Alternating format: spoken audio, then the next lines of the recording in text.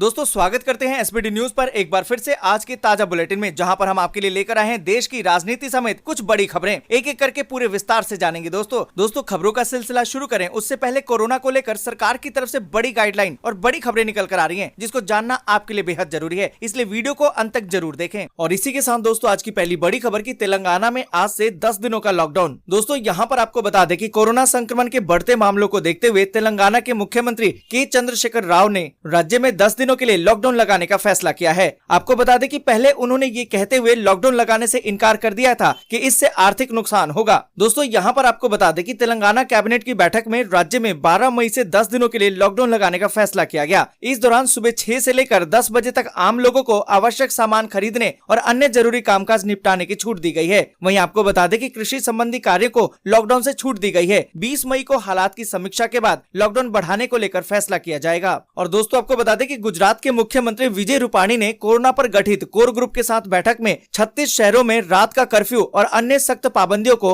अब 18 मई तक बढ़ाने का फैसला किया है। आपको बता दें कि अहमदाबाद, सूरत, राजकोट और बड़ोदरा समेत इन शहरों में रात 8 बजे से सुबह 6 बजे तक कर्फ्यू लगाया गया है। दिन के समय में दवा, दूध, सब्जी और किराना की दुकानों को खोलने की अनुमति है। वहीं कर्नाटक के मुख्यमंत्री BS येदियुरप्पा ने ट्वीट करके बताया कि लॉकडाउन जैसी पाबंदियों की वजह से गरीबों, मजदूरों और प्रवासी कामगारों को होने वाली दिक्कतों को देखते हुए उन्हें सरकार द्वारा संचालित इंदिरा कैंटीन में अब प्रतिदिन 3 वक्त का भोजन मुफ्त देने का फैसला किया है। इसमें नाश्ता, दोपहर और रात का खाना शामिल है। और इसी के साथ दोस्तों अगली बड़ी खबर की मांझी ने नीतीश को बताया अकेला, मोदी सरकार पर लगाए गंभीर आरोप। दोस्तों यहाँ पर आपको बता दें कि बिहार में कोरोना महामारी से हालात बेकाबू है। इस बीच विपक्ष लगातार ही आरोप लगाता रहा है कि बिहार को केंद्रीय स्तर से अपेक्षाकृत मदद नहीं मिल रही है। वहीं अब विपक्ष के साथ ही सत्ता पक्ष के नेताओं ने भी केंद्र पर भेदभाव करने का आरोप लगाया है। सूबे के पूर्व मुख्यमंत्री जीतन राम मांझी ने कहा कि मुख्यमंत्री नीतीश कुमार बिना केंद्रीय मदद के काम कर रहे हैं। दोस्तों यहाँ पर आपको बता दें कि एनडीए के सहयोगी जीतन राम मांझी ने मंगलवार की शाम ट्वीट किया कि कई योजनाओं में केंद्र के हिस्से का पैसा बिहार को नहीं मिल रहा है, जिससे कि सूबे का विकास प्रभावित हो रहा है। मैं धन्यवाद देता हूँ नीतीश कुमार जी को कि बिना केंद्रीय मदद के वे अपने आपदा की इस घड़ी में शिक्षकों का वेतन दे रहे हैं, साथ ही ग्रामीण क्षेत्रों के लिए डॉक्टरों की नियुक्ति भी कर रहे हैं। और इसी के साथ दोस्तों अगली बड़ी खबर की कोविड-19 की दूसरी लहर से जूझ रहे भारत के लिए एक अच्छी खबर, निकल गया है पीक लेकिन खतरा अभी भी बरकरार। दोस्तों यहाँ पर आपको बता दें कि कोविड-19 की दूसरी लहर का सामना कर रहे भारत के लिए एक राहत भरी खबर सामने आई है। लगातार 4 दिनों तक भारत में कोरोना के 4 लाख से अधिक नए मामले सामने आने के बाद अब 2 दिनों से इसमें गिरावट दर्ज की जा रही है। इस महामारी से जूझ रहे देशवासियों के लिए ये एक अच्छा संदेश है। आपको बता दें कि स्वास्थ्य मंत्रालय के मुताबिक देश में बीते 24 घंटे के दौरान 3,48,421 कोरोना के नए मामले सामने आए। इस आधार पर विशेषज्ञ भी यही बात कह रहे हैं कि देश में कोरोना की दूसरी लहर का पीक अब निकल चुका है। आपको बता दें कि देश में फरवरी में कोरोना के मरीजों की संख्या में तेजी आनी शुरू हुई थी। और इसी के साथ दोस्तों अगली बड़ी खबर की जाप सुप्रीमो पप्पू यादव ने जेल में शुरू की भूख हड़ताल, बोले कि यहाँ शुद्ध पीने का पानी नहीं और नहीं है शौचालय की व्यवस्था। दोस्तों यहाँ पर आपको बता दें कि पूर्व सांसद और जाप प्रमुख पप्पू यादव को मधेपुरा कोर्ट ने 14 दिनों की न्यायिक हिरासत में भेज दिया है। वीरपुर जेल में रात गुजारने के बाद पप्पू यादव ने भूख हड़ताल शुरू कर दी है। पप्पू यादव का आरोप है कि जेल में न तो पीने का शुद्ध पानी है और न ही बाथरूम की व्यवस्था है। डायबिटीज और हाई ब्लड प्रेशर के मरीज होने के बावजूद जेल में रात भर जाग कर बिताया है। उन्होंने कहा कि हाल ही में उनके पांव का ऑपरेशन हुआ है, जिससे कि शौचालय में बैठने में दिक्कत होती है, बाथरूम में कमोड तक नहीं है। हालांकि उन्होंने कहा कि बिहार में राजनीतिक संरक्षण में चल रहे दवा माफियाओं, शराब माफियाओं, एम्बुलेंस माफियाओं और अस्पताल माफियाओं के खिलाफ उनकी लड़ाई जारी रहेगी। दोस्तों आगे बढ़े उससे पहले एक छोटी सी रिक्वेस्ट है, इस वीडियो को लाइक और दोस्तों के साथ शेयर करना बिल्कुल भी ना भूलें, क्योंकि आपका लाइक और शेयर ही हमारी मेहनत का फल होता है। और इसी के साथ दोस्तों अगली बड़ी खबर कि कर्नाटक में 14 दिन के लॉकडाउन के बीच अपने घर जाते प्रवासी मजदूर। दोस्तों यहाँ पर आपको बता दें कि कर्नाटक में 14 दिन का लॉकडाउन लगने के बाद बेंगलुरु कैंट रेलवे स्टेशन पर प्रवासी मजदूर अपने घर जाते दिखाई दिए। एक मजदूर ने कहा कि 14 दिन तक कोई काम न होने की वजह से हमें घर जाना पड़ रहा है। और इसी के साथ दोस्तों अगली बड़ी खबर की लगातार तीसरे दिन मामलों में कमी, लेकिन रिकॉर्ड 4,208 लोगों की मौत। दोस्तों यहाँ पर आपको बता दें कि देश में कोरोना वायरस संक्रमण के मामले कम आ रहे हैं, लेकिन इससे हो रही मौतों का सिलसिला बददस्तूर जारी है। पहली बार मौतों का आंकड़ा सर्वाधिक स्तर पर पहुंच गया है। हालांकि तीसरे दिन संक्रमण का आंकड़ा गिरा है। मार्च के बाद पहली बार ऐसा हुआ है। लेकिन दोस्तों आपको बता दें कि मौतों के मामले में फिलहाल राहत के आसार नहीं दिखाई दे रहे। बीते 24 घंटे में देश में संक्रमण के 3,48,371 मामले सामने आए, जबकि 4,208 मरीजों की मौत हो गई है, जो अब तक का सर्वाधिक आंकड़ा है। और इसी के साथ दोस्तों अगली बड़ी खबर की कोरोना वायरस पर राकेश टिकैत ने सरकार को फिर से लिया आड़े हाथों। इंटरनेट मीडिया पर कही है ये बात। दोस्तों यहाँ पर आपको बता दें कि देश में कोरोना वायरस के संक्रमण से बुरा हाल है। सरकार ने तमाम कोशिशें कर रखी हैं जिससे कि इन पर रोक लग सके।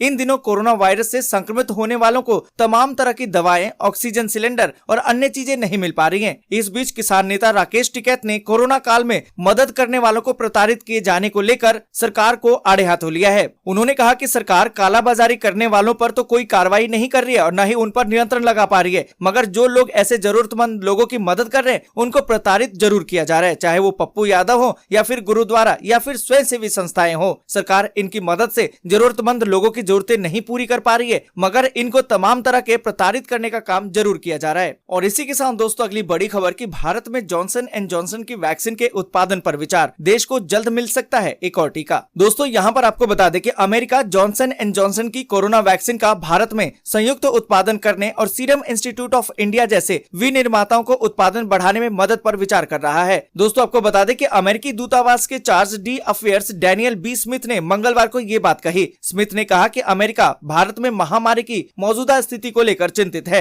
और इसी के साथ दोस्तों अगली बड़ी खबर कि राहुल का मोदी सरकार पर हमला, कहा कि रेत में सर डालना पॉजिटिविटी नहीं, देशवासियों के साथ धोखा है। दोस्तों यहाँ पर आपको बता दें कि कांग्रेस के पूर्व अध्यक्ष राहुल गांधी ने देश में कोरोना महामारी की गंभीर स्थिति को लेकर प्रधानमंत्री नरेंद्र मोदी पर निशाना साधा है। राहुल गांधी ने ट्वीट करके लिखा कि सकारात्मक सोच की झूठी तसल्ली स्वास्थ्य कर्मचारियों और उनके परिवारों के साथ मजाक है, जिन्होंने अपनों को खोया है और ऑक्सीजन, अस्पताल, दवा की कमी झेल रहे हैं। रेत में सर डालना सकारात्मक नहीं, देशवासियों के साथ धोखा है। राहुल गांधी ने ट्वीट के साथ एक खबर का लिंक और स्क्रीनशॉट भी शेयर किया है, जहां दावा किया जा रहा है कि देश में सकारात्मक माहौल बनाने के लिए सरकार नेगेटिव रिपोर्ट की संख्या ज्यादा दिखाएगी। और इसी के साथ दोस्तों अगली बड़ी खबर कि शहरों की तुलना में पंजाब हरियाणा के गाँव में मृत्यु दर 2.5 गुना बढ़ी। दोस्तों यहाँ पर आपको बता दें कि भारत के ग्रामीण इलाकों में अब कोरोना ने पैर पसारना शुरू कर दिया है। पंजाब हरियाणा के गाँव में अब स्थिति बिगड़ती नजर आ रही है, क्योंकि यहाँ कोरोना वायरस संक्रमण के मामले लगातार बढ़ते जा रहे हैं, जिस वजह अब तेजी से टेस्टिंग बढ़ाने का फैसला लिया गया है। पंजाब सरकार के डेटा के मुताबिक राज्य के ग्रामीण इलाकों में कोरोना संक्रमण की मृत्यु दर 2.7% है, जबकि शहरों में ये आंकड़ा 1% से भी कम है। और इसी के साथ दोस्तों अगली बड़ी खबर कि राजस्थान की गहलोत सरकार ने सख्त लॉकडाउन में दी है कुछ ढील, जाने आप पर क्या होगा इसका असर। दोस्तों यहाँ पर आपको बता दें कि राजस्थान में जारी लॉकडाउन के बीच गहलोत सरकार ने आवागमन पर लागू सख्त पाबंदियों में ढील दे दी है। आपको बता दें कि अब कोई भी व्यक्ति अपने घर से रेलवे स्टेशन या एयरपोर्ट या फिर रेलवे स्टेशन एयरपोर्ट से घर आवागमन के लिए टैक्सी का इस्तेमाल कर सकता है। गृह विभाग ने मंगलवार देर रात संशोधित आदेश जारी कर दिया है। गृह विभाग ग्रुप 7 द्वारा जारी आदेश के अनुसार रेलवे स्टेशन से घर तक आवागमन के लिए टैक्सी की अनुमति होगी। इसके लिए अलग से कोई पास बनवाना नहीं पड़ेगा। और इसी के साथ दोस्तों अगली बड़ी खबर कि भारत बायोटेक ने 18 राज्यों को भेजी है कोवैक्सीन, कहा कि जारी रहेगी वैक्सीनेशन प्रक्रिया। दोस्तों यहाँ पर आपको बता दें कि भारत बायोटेक ने अब तक के देश में 18 राज्यों में अपनी कोरोना की वैक्सीन कोवैक्सीन की सप्लाई शुरू कर दी है। भारत सरकार द्वारा मिले आवंटन पर ही इस आपूर्ति को 1 मई से शुरू कर दिया गया था। दोस्तों यहाँ पर आपको बता दें कि भारत बायोटेक ने अब तक 18 राज्यों में कोरोना की वैक्सीन कोवैक्सीन की सप्लाई शुरू कर दी है। इन राज्यों में आंध्र प्रदेश, असम, बिहार, छत्तीसगढ़, दिल्ली, गुजरात, जम्मू और कश्मीर, हरियाणा, झारखंड, कर्नाटक, मध्य प्रदेश, महाराष्ट्र, उड़ीसा, तमिलनाडु, त्रिपुरा, तेलंगाना, उत्तर प्रदेश और पश्चिम बंगाल शामिल हैं। दोस्तों आज के लिए बस यहीं तक। वीडियो आपको अच्छी लगी हो तो लाइक और शेयर जरूर कर दें। अगर अभी तक आपने चैनल को सब्सक्राइब नहीं किया है तो सब्सक्राइब जल्दी से कर लें।